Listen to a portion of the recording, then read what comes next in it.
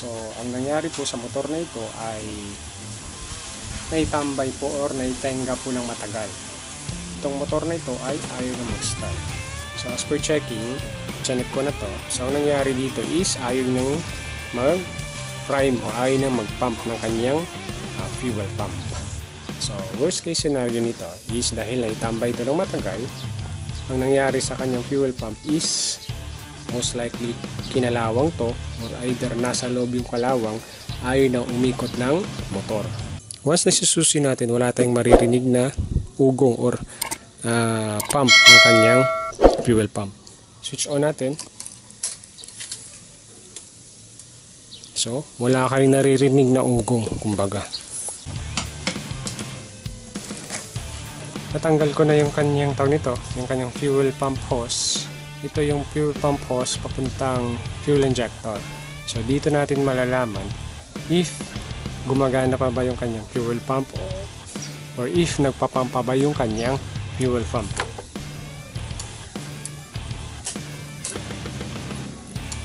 Wala talaga. Wala tayong nakikitang lumalabas na fuel. So ibig sabihin, sira talaga yung ating fuel pump.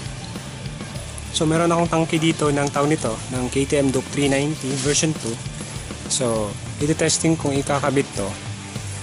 Bali if mapapagana niya ba yung tawag nito, yung motor. So the same socket lang din sila.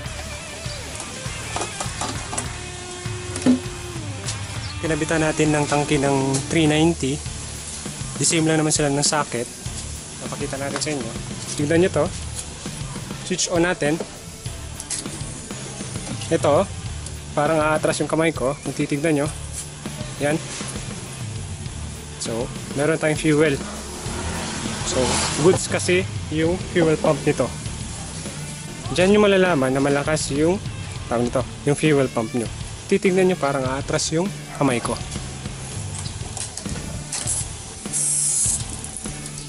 Ayun. So nakita natin na gumagana na yung pump. Ngayon ikakabit natin itong pump, itong hose na to dun sa ating FI if aandar tong motor. So yan, nakabit ko na yung hose papuntang FI, nakabit ko na yung socket ng power ng fuel gauge and then fuel pump. Ngayon i-start natin kung gagana.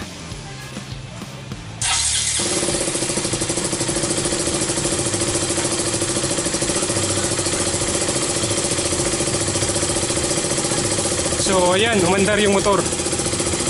So ayun, sure na tayo na fuel pump talaga yung problema.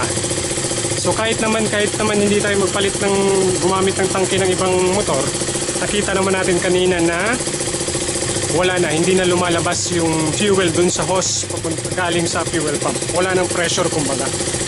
So ito ngayon, tangke to ng Duke 390 version 2. Tinesting lang natin if aandar yung motor. So far, so good. Mandar na yung motor. So papalitan na lang natin ng fuel pump yan. So yun, bali ipi-PMS ko lang to. Gawa nga ng pag nire-rev natin na mamatay yung motor. So most likely, ang fuel injector nito is barado pa. Gawa nga ng, ayun, bali panis na kasi yung gasolina nung nasa fuel pump. Ipi-PMS lang natin. Lilinisan natin throttle body, yung kanyang spark plug, yung kanyang air filter, kung ano-ano pa yung pwede nating makita.